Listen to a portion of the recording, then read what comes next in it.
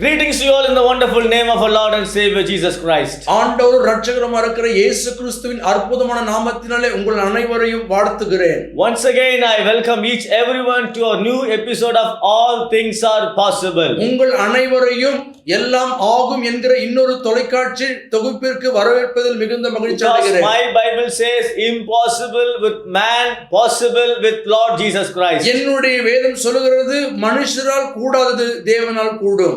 So the Lord we serve is a God who want to prosper all our things are success. நாம் ஆராதனை செய்கிற தேவன் நாம் கையிட்டு செய்கிற எல்லா வேலைகளையும் ஆசீர்வதிக்கிறவராய் இருக்கிறார். He help us to prosper in each every area in our life. நம்முடைய வாழ்க்கையின் ஒவ்வொரு பகுதியிலும் நம்மை ஆசீர்வதிப்பதற்கு அவர் போதுமானவராய் இருக்கிறார். Same way my God wants to fulfill and prosper all your expectation come to pass in your life. உங்களுடைய வாழ்க்கையிலே உங்கள் அனைத்து எதிர்பார்ப்புகளையும் தேவன் நிறைவேற்ற வல்லவராய் இருக்கிறார். My Bible says என்னுடைய வேதம் சொல்கிறது Zechariah chapter 4 verse 6. சகரியாவின் புத்தகம் 4ஆம் அதிகாரம் 6ஆம் வசனம். Then he said to me, this is the word of the Lord to Zerubbabel, not by might nor by power, but my spirit says the Lord of hosts. அப்பொழுது அவர் செருபாபேலுக்கு சொல்லப்படுகிற கர்த்தருடைய வார்த்தை என்னவென்றால், பலத்தினாலும் அல்ல பராக்கிரமத்தினாலும் அல்ல, என்னுடைய ஆவியினாலேயே ஆகும் என்று சேனைகளின் கர்த்தர் சொல்லுகிறார். God inspired prophet Zechariah to confess the word concerning about Zechariah. Chapter 4 verse 6. 4ஆம் அதிகாரம் 6ஆம் வசனத்திலே தேவன் சகரியா தீர்க்கதரிசி தம்முடைய ஆவியினாலே ஏவி இந்த வார்த்தைகளை சொல்லும்படி செய்தார். God spoke this word through prophet Zechariah to Zerubbabel. இந்த வார்த்தை தேவன் சகரியா தீர்க்கதரிசியின் மூலமாக செருபாபேலுக்கு சொன்னார். Who is this Zerubbabel? இந்த செருபாபேல் யார்? He is the person who were in the Babylonian exile. இந்த மனுஷன் பாபிலோனிய சிறையிருப்பில் இருந்த மனுஷன். The Babylonian king Nebuchadnezzar captured all the people of Israel into the exile in his power. Nebuchadnezzar என்கிற பாபிலோனிய ராஜ்யத்தின் அரசர் இந்த செருபாபேலையும் இஸ்ரவேல் ஜனங்களையும் சிறைப்பிடித்து தன்னுடைய தேசத்திற்கு கொண்டு போனார். When King Cyrus was ruined in those days, கோரேஸ் ராஜா அரசாளுகிற நாட்களில் God inspired the heart of Cyrus. தேவன் கோரேஸ் ராஜாவின் இருதயத்தை ஏவினார். To release the people of God from the captivity to the promised land. தேவனுடைய ஜனங்களாகிய இஸ்ரவேலரை அடிமைத்தனத்திலிருந்து விடுதலையாக்கும்படி செய்தார். When King Nebuchadnezzar, the Babylonian king, captured all Israel and Jerusalem under his captivity, இந்த Nebuchadnezzar ஜனங்களையும் அனைவரையும் சிறைப்பிடித்து வைத்திருந்தார். he destroyed the temple of God exist in the middle of Jerusalem. எருசலேமின் நடுமையத்தில் இருந்த தேவனுடைய ஆலயத்தை அவர் இடித்து போட்டார். So the church was destroyed. இங்கே சபையானது இடித்து போடப்பட்டது. The temple of God totally destructed. தேவனுடைய ஆலயமானது இடிக்கப்பட்டது. There is no place for worship. இங்கே ஆராதனை செய்வதற்கு இடமில்லை. There is no place for gathering. அங்கே ஜனங்கள் ஒன்றுபட்டு வருவதற்கு இடமில்லை. There is no place for fellowship. அங்கே ஐக்கியத்திற்கான இடமில்லை. So God inspired, prompted the heart of King Cyrus. இங்கே ராஜாவாகி கோரேசின் இருதயத்தை தேவன் ஏவினார். So he released the people of Israel from under the captivity of Babylonian kingdom. பாபிலோனிய ராஜ்யத்தின் சிறையிருப்பில் இருந்த தேவனுடைய ஜனங்களை அவர் விடுதலையாக்கும்படி செய்தார். So they were coming back to Jerusalem. அவர்கள் மறுபடியும் எருசலேமுக்கு திரும்பி வந்தார்கள். They were looking each every places in Jerusalem. அவர்கள் எருசலேமின் எல்லா இடங்களையும் பார்த்து கொண்டார்கள். When they saw the temple of God, அவர்கள் தேவனுடைய ஆலயத்தை பார்த்தபோது totally destroyed, முழுமையாக அழிக்கப்பட்டிருந்தது. totally collapsed, முழுமையாக சீர்குலைக்கப்பட்டிருந்தது. so they wanted the temple of God must be rebuilt and constructed. அவர்கள் மறுபடியுமாக தேவனுடைய ஆலயம் கட்டப்பட வேண்டும் என்று விரும்பினார்கள். So through the hands of Zerubbabel, God initiated the work of the temple. இங்கே செருபாபேலின் கையினாலே தேவன் மறுபடியுமாய் தேவனுடைய ஆலயத்தை கட்டும்படியாக அவர் விரும்பினார். When they began to start constructing a temple of God, அவர்கள் தேவனுடைய ஆலயத்தை கட்ட தொடங்கின போது, when they initiated the work of God, அவர்கள் தேவனுடைய வேலையை ஆரம்பித்த போது, when they desired that God's presence must be centered in their city, in their place, அந்த நகரத்தினுடைய நடுமையத்தில் தேவனுடைய பிரசன்னம் இருக்க வேண்டும் என்று விரும்பின போது, so the enemy of Zerubbabel came and stopped their work. இங்கே செருபாபேலின் எதிரிகள் அந்த வேலையை தடுக்க வந்தார்கள். The work has been stopped for 6 long years. அந்த வேலையானது 6 ஆண்டுகள் தடைபட்டிருந்தது. So people turned back to their job, their family, their profession. எனவே ஜனங்கள் அனைவரும் தங்களுடைய வேலைகளுக்கும் தங்களுடைய வீட்டு காரியங்களுக்கும் திரும்பி போய்விட்டார்கள். They don't have time to rebuild or construct the temple of God. அவர்களுக்கு தேவனுடைய ஆலயத்தை கட்டுவதற்கான நேரம் இல்லை. So God was looking the condition of the people, the condition of his temple that has been left out for the past 6 long years. 6 ஆண்டுகளாக கைவிடப்பட்ட அந்த தேவனுடைய ஆலய பணியையும் ஜனங்களையும் தேவன் கண்டார். So God inspired in the heart of the prophet Zechariah. இங்கே சக்கரியா தீர்க்கதரிசியின் இருதயத்திலே தேவன் ஏவுதலை உண்டாக்கினார். So when the word of God came through prophet Zechariah, இங்கே தீர்க்கதரிசியாகிய சக்கரியாவின் வாயினாலே தேவனுடைய வார்த்தை வெளிப்பட்டது. when the power of God manifested to the word, the prophecy of Zechariah, இங்கே தேவனுடைய வல்லமையானது தேவனுடைய தீர்க்கதரிசியாகிய சக்கரியாவின் வாயிலிருந்து வெளிப்பட்டது. all those years they were struggled by using their power. இந்த இத்தனை ஆண்டுகளாக அவர்கள் தங்களுடைய பலத்தை பயன்படுத்தி போராடிக் They கொண்டிருந்தார்கள். were leaning on their own might and strength. அவர்கள் தங்களுடைய பராக்கிரமத்தையும் வல்லமையும் சார்ந்திருந்தார்கள். Nothing worked out. அங்கே ஒன்றும் சரிப்பட்டு வரவில்லை. When the power of God came through the word of prophet Zechariah, இங்கே தேவனுடைய வல்லமையானது தீர்க்கதரிசியாகிய சக்கரியாவின் மூலமாய் வந்தது. they again started, rebuilded the house of God, the temple of God, and they dedicated the house of God for the glory of God. தேவனுடைய ஆலயமாகிய தேவனுடைய வீடாகி இருந்த அந்த ஆலயத்தை அவர்கள் மறுபடியுமாய் கட்டி தொடங்கினார்கள், அதை முடித்தார்கள். How they finished the temple of God? அவர்கள் தேவனுடைய ஆலயத்தை எப்படி கட்டி How முடித்தார்கள்? they constructed the temple of God? அவர்கள் தேவனுடைய ஆலயத்தை எப்படி கட்டி எழுப்பினார்கள்? They used all their abilities. அவர்கள் தங்களுடைய எல்லா பலனையும் They பயன்படுத்தினார்கள். used all their power. அவர்கள் தங்களுடைய எல்லா பராக்கிரமத்தையும் பயன்படுத்தினார்கள். Nothing worked out. ஒன்றும் சரிப்பட்டு வரவில்லை. When the power of God bestowed upon the man Zerubbabel, இங்கே செருபாபேல் என்று சொல்லப்படுகிற மனுஷன் மேல் தேவனுடைய வல்லமை இறங்கின போது the work has been completed. அந்த வேலையானது நிறைவு பெற்றது. The power of God made possible to Zerubbabel. இங்கே தேவனுடைய வல்லமையானது இந்த காரியத்தை செருபாபேல் மூலமாய் செய்து This is முடித்தது. what my Bible, the scripture says. இதுதான் என்னுடைய வேத பகுதி சொல்லுகிறது. Here the word says, இங்கே சொல்லுகிற வார்த்தை the last line of the chapter, Zechariah chapter 4 and verse 6. 4 சகரியாவின் புஸ்தகம் 4 அதிகாரம் 6 வசனத்தினுடைய கடைசி பகுதியில், My spirit says the Lord of hosts. என்னுடைய ஆவியானால் ஆகும் என்று சேனைகளின் கர்த்தர் சொல்லுகிறார். Here comes a statement, through my spirit. இங்கே ஒரு வார்த்தை வருகிறது, என்னுடைய ஆவியினாலே ஆகும் என்று. The God is telling to his people, through my spirit I will prosper.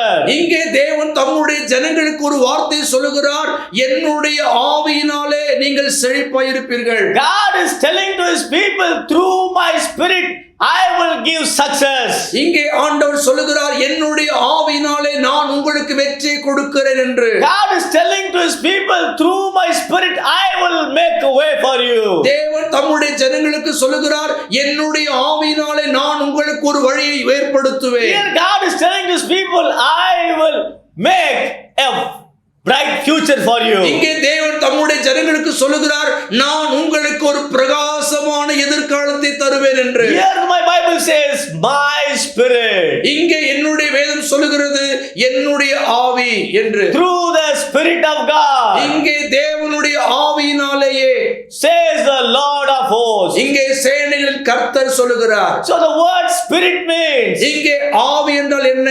God's Spirit. தேவனுடைய ஆவியானவர். The Spirit means இங்கே ஆவியானவர் என்றால் என்ன? Holy Spirit. பரிசுத்த ஆவியானவர். Who is this Holy Spirit? யார் இந்த பரிசுத்த ஆவியானவர்? Holy Spirit is the third person in the garden. இங்கே திருத்துவத்தில் மூன்றாவது நபராய் இருப்பவர்தான் இந்த பரிசுத்த ஆவியானவர். God the Father, பிதாவாகிய தேவன், God the Son, குமாரனாகிய தேவன், God the Spirit. பரிசுத்த ஆவியானவராகிய தேவன். We cannot separate or remove the Holy Spirit from triunity. இங்கே திருத்துவத்திலும் திரியேகத்துவத்திலும் இருந்து பரிசுத்த ஆவியானவரை தனியாக பிரித்தெடுக்க முடியாது. The God we serve is a triune God. நாம் ஆராதனை செய்கிற தேவன் திரியேகத்துவம் உள்ள தேவன், Trinity. திருத்துவம் உள்ள தேவன். So the Holy Spirit is referred to as the Lord and giver of life. இங்கே பரிசுத்த ஆவியானவரை தேவன் கர்த்தர் என்றும் ஜீவனை கொடுக்கிறவர் என்றும் அறியப்படுகிறோம். He is the creator spirit, இவர் சிருஷ்டிக்கும் ஆவியானவர். present before the creation of the earth. பிரபஞ்சத்தை உண்டாக்குவதற்கு முன்பாகவே அவர் இருக்கிறார். And through his power everything was made in Jesus Christ by God the Father. பிதாவாகிய தேவனாலே இயேசு கிறிஸ்துவின் மூலமாக அவருக்காக பரிசுத்த ஆவியானவராலே சிருஷ்டிக்கப்பட்டது. What does the Holy Spirit will do? இங்கே பரிசுத்த ஆவியானவர் என்ன செய்கிறார்? The work of the Holy Spirit is to glorify Christ. இங்கே பரிசுத்த ஆவியானவருடைய கிரியை என்னவென்று சொன்னால் கிறிஸ்துவை The மகிமைப்படுத்துவதாகும். work of the Holy Spirit is to make him real in daily life of every believer. இங்கே பரிசுத்த ஆவியானவருடைய கிரியை என்னவென்று சொன்னால் இயேசு கிறிஸ்துவை தத்ரூபமாக நம்முடைய வாழ்க்கையை வெளிப்படுத்துவதாகும். The Holy Spirit serves as God's divine administrator on earth, and he desires and works to recreate the life of Christ in his people. இங்கே பரிசுத்த ஆவியானவர் தேவனுடைய தெய்வீக நிர்வாகியாக இந்த பூமியில் இருக்கிறார். அவர் ஒவ்வொருவருடைய வாழ்க்கையிலேயும் புதிய ஜீவனை சிருஷ்டிக்கும்படியாய் விரும்புகிறார். My Bible says இங்கே என்னுடைய வேதம் சொல்கிறது, Holy Spirit is our helper. பரிசுத்த ஆவியானவர் நமக்கு உதவி செய்யக்கூடியவராக இருக்கிறார். Holy Spirit is a guide. இங்கே பரிசுத்த ஆவியானவர் வழிகாட்டியா இருக்கிறார். Holy Spirit is a comforter. பரிசுத்த ஆவியானவர் தேற்றரவாளனாக இருக்கிறார். Holy Spirit is the spirit of interceding.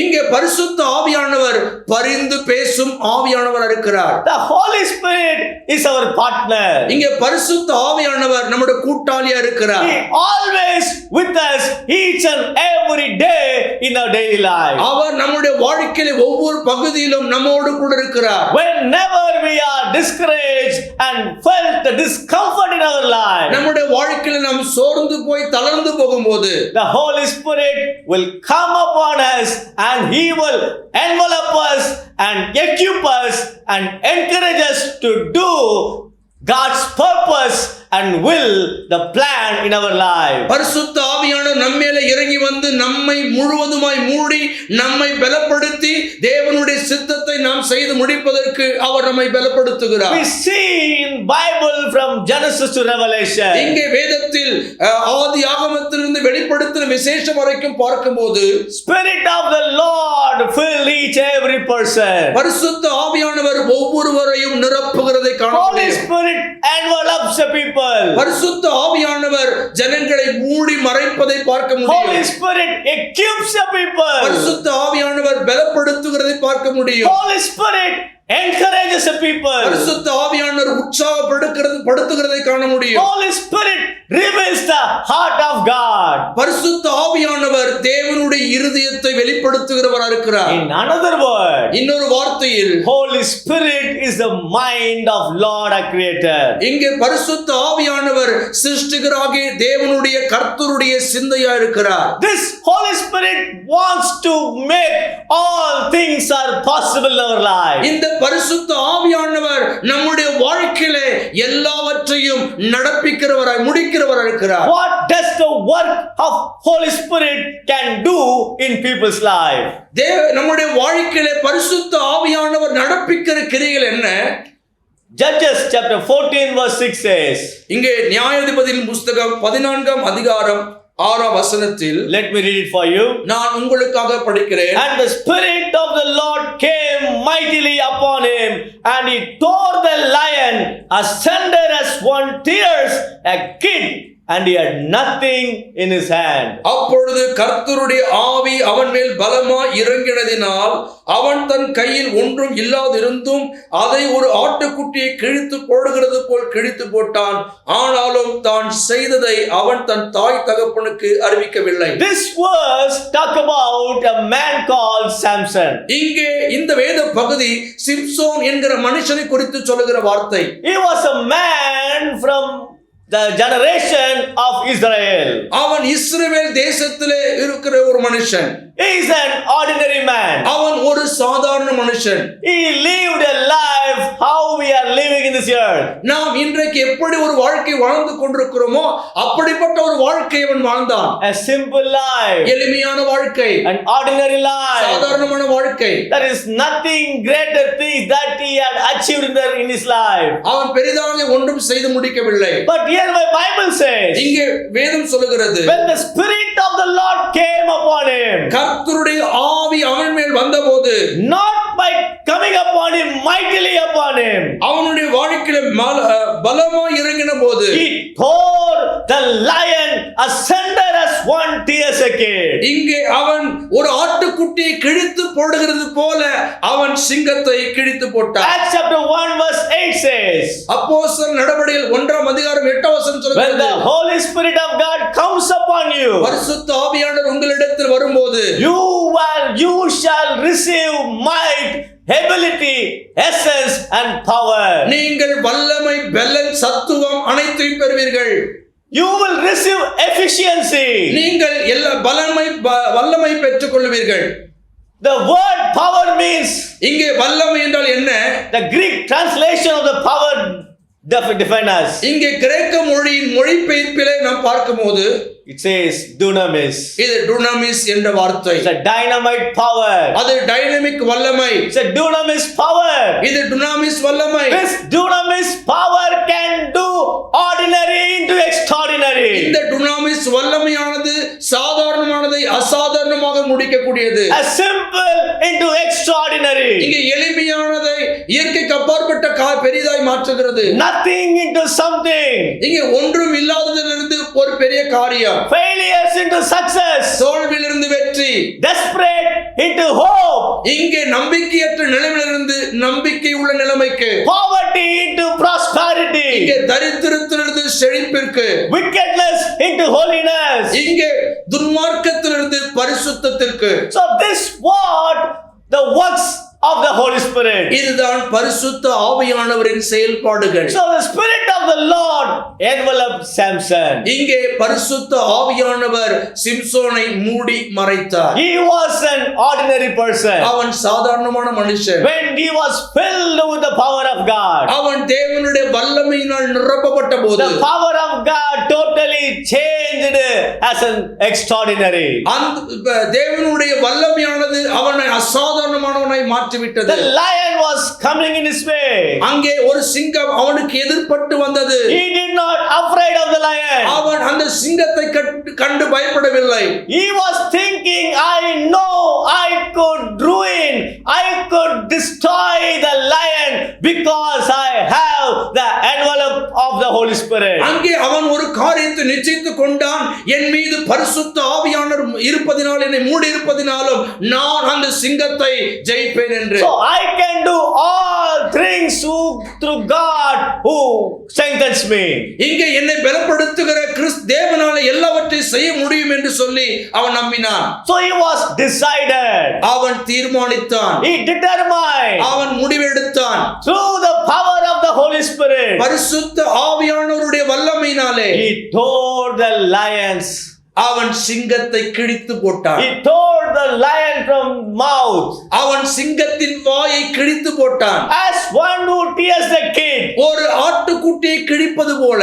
He did not see the lion as a giant before him. அவன் அந்த சிங்கத்தை ஒரு ராட்சதமாக பெரிதாக அவன் பார்க்கவில்லை. He did not look at the lion as a great image. அவன் அங்கே சிங்கத்தை ஒரு பெரிய பிம்பமாய் பார்க்கவில்லை. He did not say, Lord, I have a big lion in front of my eyes. அவன் இங்கே அவன் சொல்லவில்லை, தேவனே எனக்கு முன்பாக ஒரு பெரிய சிங்கம் இருக்கிறது என்று. Rather, he determined himself, I have a big God who is greater than the lion. இங்கே அவன் ஒரு காரியத்தை தீர்மானித்தான், அந்த சிங்கத்தை விட பெரிய தேவன் என்னோடு கூட இருக்கிறார். So I can overcome. நான் மேற்கொள்வேன் என்று.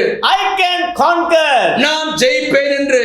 I will succeed. நான் வெற்றி பெறுவேன். By tearing the mouth of the lion. அந்த சிங்கத்தின் வாயை கிழித்து போட்டு. So the power of God made a Samson ordinary into extraordinary. இங்கே தேவனுடைய ஆவியானவர் சாதாரணமான சிம்சோனை அசாதாரணமானவனாய் மாற்றி விட்டார். My Bible says. இங்கே என்னுடைய வேதம் சொல்லுகிறது. Not by might. பலத்தினாலும் அல்ல. Nor by power. பராக்கிரமத்தினாலும் அல்ல. But by the Spirit says the Lord of hosts. தேவனாலே ஆகும் என்று சேனைகளின் கர்த்தர் சொல்லுகிறார். My beloved brothers and sisters. எனக்கு பிரியமான சகோதரனே, You may be watching this program. நீங்கள் இந்த நிகழ்ச்சியை பார்த்து கொண்டிருக்கலாம். Having no hope in your life. உங்கள் வாழ்க்கையில நம்பிக்கையற்றவர்களாய் No courage in your life. தைரியமற்றவர்களாய் No பார்க்கலாம். strength in your life. பலம் இல்லாதவர்களை பார்த்து கொண்டிருக்கலாம். No health in your life. ஆரோக்கியம் இல்லாதவர்களை பார்த்து Without கொண்டிருக்கலாம். success. வெற்றி இல்லாதவர்களை பார்த்து கொண்டிருக்கலாம். Without prosperity. செழிப்பு இல்லாதவர்களை பார்த்து My கொண்டிருக்கலாம். Bible says. என்னுடைய வேதம் சொல்லுகிறது, By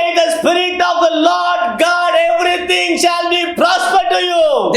தேவனுடைய ஆவியினாலே உங்களுடைய வாழ்க்கையில எல்லாம் சாத்தியமாகும். You may be wondering, I have tried in many ways. நீங்கள் இப்பொழுது யோசித்துக் கொண்டிருக்கலாம், நான் எல்லாவற்றையும் பார்த்து விட்டேன் என்று. Nothing worked out. என்னுடைய வாழ்க்கையில் ஒன்றும் நடக்கவில்லை. The marriage of my children has been stopped. என்னுடைய பிள்ளைகளின் திருமணம் நிறுத்தப்பட்டு விட்டது. The engagement of my children has been stopped. என்னுடைய பிள்ளைகளின் நிச்சயதார்த்தம் நிறுத்தப்பட்டு விட்டது. The works of my hand has been stopped. என்னுடைய கையின் பிரயாசங்கள் நிறுத்தப்பட்டு விட்டது. The business, என்னுடைய வியாபாரம் everything stopped. எல்லாம் நிறுத்தப்பட்டு விட்டது. I was staying as a person without soul. என்னுடைய வாழ்க்கையில ஆவி ஆத்மா சரீரம் இல்லாத ஒரு மனுஷனை போல நான் வாழ்ந்து கொண்டிருக்கிறேன். I was living a life without nothing. என்னுடைய வாழ்க்கையில ஒன்றும் இல்லாதவனாய் வாழ்ந்து கொண்டிருக்கிறேன். I don't want to continue my life anymore. என்னுடைய வாழ்க்கை இனிமேல் நான் தொடர்ந்து வாழ்வதற்கு விரும்பவில்லை. Because the challenges that I encountering in my life everyday life, என்னுடைய அனுதின வாழ்க்கையில் நான் சந்திக்கிற சவால்களை பார்த்து making me to afraid, அவைகள் அனைத்தும் என்னை பயமுறுத்துகின்றன. making me to discourage, என்னை அதைரியப்படுத்துகின்றன. making me to possess failures. எல்லாம் தோல்வியாக முடிகிறது. But my Bible says, என்னுடைய வேதம் சொல்கிறது, by the power of God, தேவனுடைய வல்லமையினாலே, by the Spirit of God, பரிசுத்த ஆவியானவராலே God can change everything in your life. உங்களுடைய வாழ்க்கையில தேவன் அனைத்தையும் மாற்றுவார். My beloved brothers and sisters, எனக்கு பிரியமான சகோதரனே, God சகோதரியே, is encouraging you through this word. தேவன் இந்த வார்த்தையின் மூலமாய் உங்களை I உற்சாகப்படுத்துகிறார். will send my Spirit in your life. நான் என்னுடைய ஆவியை உங்கள் வாழ்க்கையில் அனுப்புகிறேன். I will make you the person extraordinary. நான் உங்களை அசாதாரணமான மனுஷனாய் மாற்றுகிறேன். How I used Samson, Simpson எப்படி பயன்படுத்தினேனோ same way I will use you to tear or destroy all the challenges like a lion coming in your way. உங்களுடைய வாழ்க்கையில சிங்கத்தை போன்று வருகின்ற எல்லா சவால்களையும் நான் கிழித்து போடுவதற்கு செய்வேன். Let not your heart be troubled. உங்கள் இருதயம் கலங்காதிருப்பதாக. Impossible with man, மனுஷனால் கூடாதது possible with God. தேவனால் கூடும். Impossible with medicine, மருந்துகளால் முடியாதது possible with God. தேவனாலே முடியும். Impossible with your strength, உங்கள் பலத்தினால் முடியாதது possible with God. தேவனாலே ஆகும். Impossible with your effort, உங்களுடைய முயற்சியினால் ஆகாதது possible with God. தேவனால் ஆகும். Possible with God. தேவனால் ஆகும். Because my Bible says, காரணம் என்னுடைய வேதம் சொல்கிறது, when God's Spirit comes in your life, தேவனுடைய ஆவி உங்கள் வாழ்க்கையில வரும்போது the Spirit of the Lord works behalf of you தேவனுடைய ஆவியானவர் உங்களுக்காக கிரியை செய்வார் and make you to possess and help you to receive the blessings and success in your life. உங்களுடைய வாழ்க்கையில ஆசீர்வாதத்தையும் வெற்றியையும் பெற்றுக்கொள்வதற்கு அவர் உதவி செய்வார். I may not know the condition of your life is. உங்களுடைய வாழ்க்கையின் சூழ்நிலைகளை நான் ஒருவேளை அறியாமல் இருக்கலாம். I did not know in which condition you are watching this program. நீங்கள் எந்த சூழ்நிலையிலே இந்த நிகழ்ச்சியை பார்த்து கொண்டிருக்கிறீர்கள் என்று நான் அறியாமல் இருக்கலாம். My Lord Jesus Christ is speaking to you. என்னுடைய ஆண்டவராகிய இயேசு கிறிஸ்து உங்களோடு பேசிக் கொண்டிருக்கிறார். Through my spirit. என்னுடைய ஆவியினாலேயே all things are possible in your life. உங்களுடைய வாழ்க்கையில் எல்லாம் சாத்தியமாகும். I will make all things possible for you. நான் உங்களுக்காக அனைத்தையும் சாத்தியமாக்க போகிறேன். Because I love you so much. காரணம் என்னுடைய அளவு என்னுடைய அன்பு அத்தனை பெரியது. I have given my life to you on the cross of Calvary. நான் கல்வாரி சிலுவையிலே என்னுடைய ஜீவனையே உனக்காக கொடுத்திருக்கிறேன். Redeem you.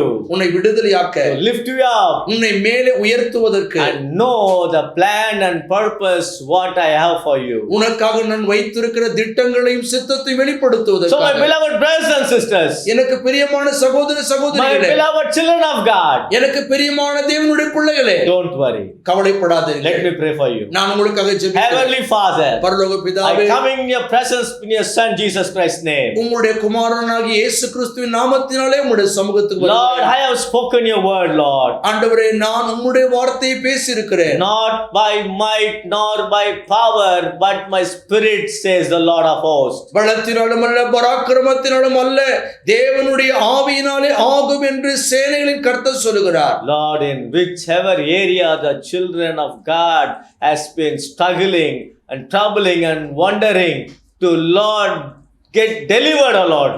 ஆண்டவரே, தேவனுடைய பிள்ளைகள் வாழ்க்கையில் எந்தெந்த பகுதியெல்லாம் அவர்கள் போராடி கொண்டிருக்கிறார்களோ, அலைந்து கொண்டிருக்கிறார்களோ, அந்த இடத்திலெல்லாம் நீர் அவர்களை விடுவிக்க முடியாது ஜெபிக்கிறேன். Lord, I pray, let your spirit, Lord, bestowed upon them, Lord. தேவனே, உம்முடைய ஆவி அவர்கள் மேல் இறங்கி வர முடியாது ஜெபிக்கிறேன். Lord, I pray, Lord, through your spirit all things are possible in their life, O Lord. ஆண்டவரே, உம்முடைய ஆவியினாலே அவருடைய வாழ்க்கையில் எல்லாம் சாத்தியமாகட்டும். Let the sorrows been go away. அவருடைய வாழ்க்கையின் துக்கங்கள் தூரம் போகட்டும். Sickness go away. வியாதிகள் தூரம் போகட்டும். Failures go away. தோல்விகள் தூரம் போகட்டும். Wickedness go away. துன்மார்க்கங்கள் வெளியே போகட்டும். All the worries go away. கவலைகள் அனைத்தும் தூரமாய் போகட்டும். All the weeping go away. எல்லா அழுகைகளும் தூரமாய் போகட்டும். Lord, all the valley of death shall go away. எல்லா மரண பள்ளத்தாக்குகளும் வெளியே தூரம் போகட்டும். Right now in the mighty name of Jesus Christ of Nazareth. நசரேயனாகிய இயேசு கிறிஸ்துவின் வல்லமையுள்ள நாமத்தினாலே Let them be delivered. அவர் வாழ்க்கையில விடுதலை. Through your spirit, O Lord.